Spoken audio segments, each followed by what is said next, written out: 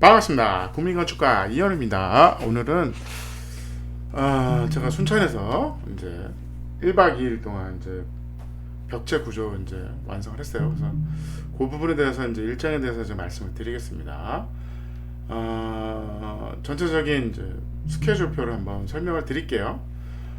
집축기 키트 레고 집이죠. 말뚝 기초 하루면 됩니다. 이제는 뭐 어렵지 않죠. 기초를 10평이죠. 10평 기초를 하루 만에 하는 건 어렵진 않아요. 근데 이제 가성비가 문제인 거죠. 공사비 문제. 그래서 그동안 뭐 가로등 기초도 하고 그랬는데 그거보다 더 저렴한 방법이 뭘까 해가지고 나온 게 이제 독립기초, 종이상자, 그다음에 파이프에서 이렇게 철물을 고정해서 만드는 방법이 나온 거죠. 그 다음에 요거는 뭐 사실은 반나절이면 됩니다. 반나절 어렵진 않습니다.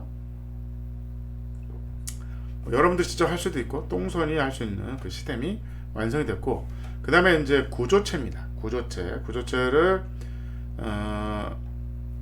일정은 이렇게 되는 거죠. 이틀이죠. 이틀. 골조와 창호 설치까지 이제 끝나야 됩니다. 저희가 이제 1차적으로 가서 구조만 끝내고 타이백만 덮어놨는데 한계가 있어요. 그 다음 일정이 좀 진행이 좀 어렵더라고요. 그래서 제일 중요한 건 창호 설치입니다.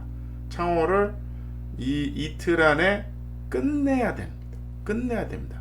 그래서 근데 여러분들이 뭐 DIY는 뭐 상관없어요. DIY는 내가 하는 거니까 상관이 없는데, 이제 저희 입장에서 저희는 어쨌든 그 지방에 내려가서 6일 안에 모든 공사를 끝내야 되는 미션이 있습니다. 미션이 있는 거죠. 어떻게 보면 여러분들하고 다른 얘기죠. 나는 그냥 내가 자재를 받아서 내가 그냥 조립을 할게. 그러면 뭐 이 기간은 사실은 중요하지 않습니다. 중요하지 않는 거죠. 근데 어쨌든 비가 올 수 있잖아. 비가 올 수 있고 우리가 이제 외단열을 합니다. 외단열 부분이 있어요.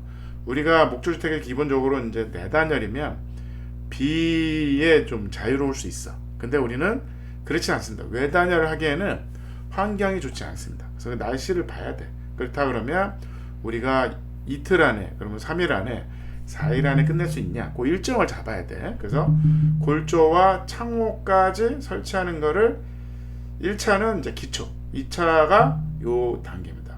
3차가 이제 마무리죠. 마무리. 외단열 공사와 외장재, 지붕재, 요거와 그 다음에 내부는 설비, 전기, 화장실, 가구, 인테리어가 3일을 잡았습니다. 그래서 순천의 경우 요번 제가 라이브 영상 올렸죠. 라이브 영상에 1박 2일 동안 이틀 동안에 하는 걸 제가 보여드렸어요. 다음 주에는 요거 라이브를 준비할 생각입니다. 그래서 화장실 키트도 나옵니다. 보시면 이런 거죠. 거더를 설치하죠. 가자마자 거더를 설치하고 그 다음에 바닥을 설치를 합니다. 미리 만들어져 있는 판넬들이죠. 판넬입니다.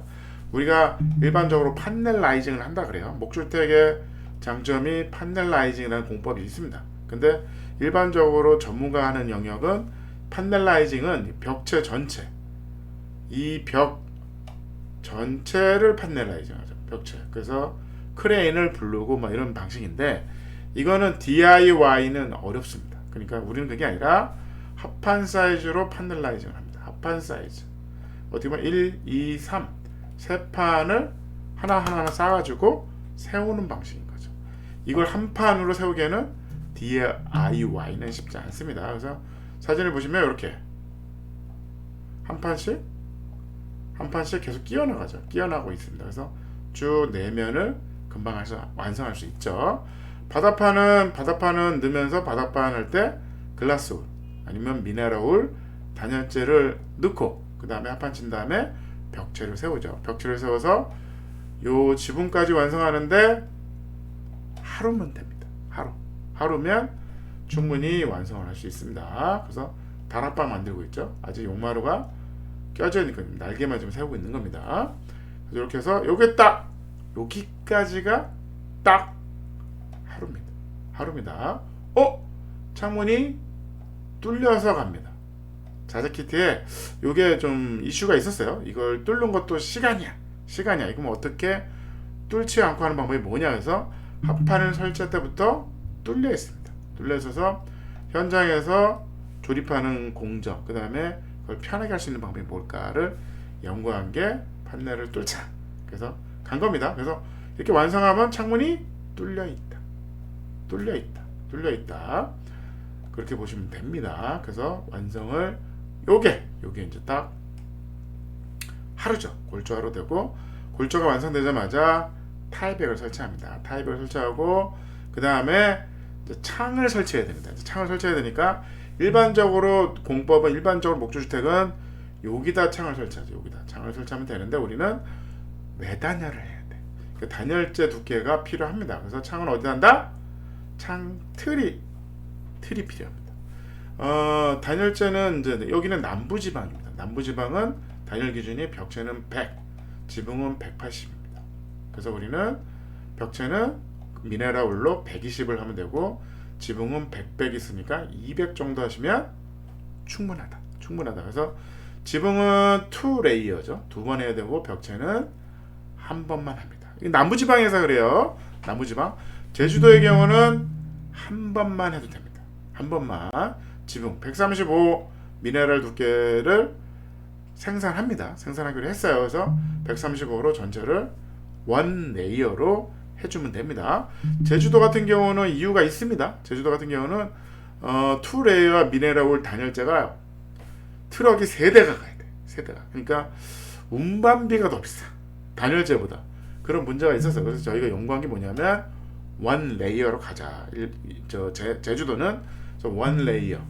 그 두께가 충분히 되기 때문에 하고, 남부지방은 벽체는 원 레이어, 그 다음에 지붕은 2 레이어. 그래서 100배, 200이 되는 거고, 이 벽체는 120이면 되는 겁니다. 중부 1지역은 좀 달라요. 또 중부 1지역은 어떻게 하냐? 100, 120, 220이고 벽체는 100, 200이 돼야 됩니다. 그래서 지역별로 단열재 두께가 다릅니다. 그거에 맞게 공법도 달라지는 거죠. 여기는 남부지방이기 때문에 120 두께로 가니까 요 두께, 요 T가 필요한 거죠. 그래서 창문에 다 요걸 돌리고 있습니다. 다 돌려서 고정을 합니다. 고정을 하는 거죠. 고정을 한 다음에 창을 이렇게 단 겁니다. 달아서 이렇게 이지실로 완벽하게 밀봉을 해야 되는 거죠. 밀봉을 해서 비가 절대 안 새게 밀봉하면 됩니다. 그래서 내부에서 보시면 틀이 없네? 유리만 끼는 겁니다. 유리만 끼는 공법으로 갔어요. 유리만 어떻게 가능하죠? 창틀이 있다. 창틀이 있잖아. 창틀이 뭐죠? 요거 창틀이 있는 겁니다. 목조 창틀을 만들어서 설치를 한 거야. 거기에 유리창을 낀 겁니다. 그래서 유리만 어떻게 껴요?가 아니라 유리창에 창틀을 했다. 그죠? 그래서 내부에 이제 여기 이제 어떻게 이 창을 어떻게 고정할 거냐? 그럼 내부에 창대를 돌려서 잡아주고, 바깥에 어차피 레인 스크린 라인이 갑니다. 단열재 누르면서 레인 스크린이 쫄 때가 또 가. 거기서 이제 잡아주면 유리창은 절대 떨어지지 않는다고 봅니다. 근데 우리가 기본적으로 이 집은 어떻게 보면 나중에 이사 갈 수도 있죠. 이사 갈 수 있는데 그때는 다시 분해가 가능한 집입니다. 그래서 이슈가 있습니다. 바닥에 뭐 본드를 붙여서 이걸 할 거냐. 그래서 저는 어쨌든 본드를 안 붙이는 방식으로 갔습니다. 나중에 내가 언제든지 분해해서 다시 이사 갈 수 있는 시스템인 거죠. 어떤 분이 그러시더라고요. 이거를 공장에서 찍어서 요 박스를 들고 오면 안 될까요? 운반비가 장난이 아닙니다. 운반비에 죽습니다. 그 다음에 이 구조가 아무래도 이동하면서 틀어지는 부분을 현장에서 맞추기는 쉽지 않습니다. 그래서 결국은 레고 집이 필요합니다. 어떻게 보면 이 집은 레고죠. 하나의 유니트를 현장에서 키트를 조립하는 레고 집이라고 보시면 됩니다. 이번 다음 주에 그 라이브 영상 공지 올리겠습니다. 공지 올려서 요 마지막 외단열은 어떻게 하는 거예요? 외단열을 고정하는 방법, 이런 것도 다 노출이 됩니다. 결국은 여러분들이 내가 진짜 내 똥손이 내가 목수가 아니라 목수의 도움을 필요 없이 내 똥손으로 내가 내 집을 지을 수 있는 DIY가 될 거냐 검증해 드리겠습니다. 다음 주 라이브 영상 올리는 거 많은 기대 시청 바랍니다. 감사합니다. 추가적으로 설명. 창문 설명이 빠졌습니다. 창문, 그러니까 가성비 있는 창문 선정을 했습니다. 선정 어떻게 했냐면 이겁니다. 보세요. 모든 유리창을 3중으로 할 필요는 없다. 3중으로 할 필요는 없다. 당연히 이 창은 큰 창이죠. 1200, 1200짜리 창은 당연히 3중 유리가 필요하죠. 근데 이 작은 창, 저희가 이제 에너지 계산할 때, 우리가 패시브 주택도 마찬가지로 에너지 계산할 때 창문 개구부 사이즈를 계산합니다. 그게 단열 기준에 영향을 줘. 근데 1m, 1m 이내의 창 사이즈는 그렇게 영향이 크지 않다. 그렇다 그러면 요런 환기창은 전부 다 어차피 1m, 1m 이내이기 때문에 굳이 3중 유리로 갈 필요 없다. 어떻게 보면 그냥 가격이 저렴한, 환기가 잘 되고 유지 관리가 편한 정도의 창이면 충분하다. 당연히 플라스틱 창입니다. 알루미늄 바는 아니고 플라스틱 창. 그 다음에 여기는 아예 바가 없다. 유리만 있는 거죠. 유리의 단열 성능으로 충분하다. 그래서 여기는 3중 유리를 갔습니다. 얘는 환기창은 다 2중 유리를 하겠다 결정한 거에 질문이 많으셔가지고 창은 어떻게 된 거냐 해서 질문이 많으셔가지고 제가 생각한 거는 어떻게 보면 가성비 좋은 창을 만들거든요. 창이 비싸다고 좋은 건 아닙니다. 뭐 우리가 이런 거잖아요. 우리가 예를 들어서 비싸다고 좋은 집은 아니에요. 그러니까 어느 적정선을 찾아야 되는 거잖아요. 그거를 제가 어느 정도 경험과 노하우를 가지고 결정하는 부분이 있습니다. 그래서 우리는 항상 가성비를 따져야 되는 상황이잖아요. 그 부분이 있기 때문에 환기창은 그냥 이중창으로 가겠다. 그 다음에 이런 큰 이제 1200 픽스 창은 3중 유리를 가도 유리만 있기 때문에 비싸지 않습니다. 이거 여는 순간 비싸집니다. 큰 창을 열면 비싸다. 어쨌든 우리가 키트 이거 지금 36 시리즈입니다. 36 시리즈. 저희가 요 36 시리즈 골조를 완성했는데 생각보다 넓습니다. 저희 충주에 완성된 거는 30 시리즈, 3m 시리즈인데 이게 3.6m, 60cm의 폭이 더 넓어. 그래서 생각보다 놀랐습니다. 넓더라고요. 역시 그 다음에 우리가 이제 이런 거죠. 지금 체류용 쉼터가 대부분이 3m 폭에서 벗어나지 못하고 있어. 근데 우리는 이 3m 폭을 굳이 유지할 필요가 없죠. 왜 그렇죠? 이동하지 않는다. 우리는 현장에서 레고집 조립을 하기 때문에 3.6 키트가 가능하다. 소장님 4.2 하면 안 될까요? 구조적인 지붕 문제가 좀 어려워집니다.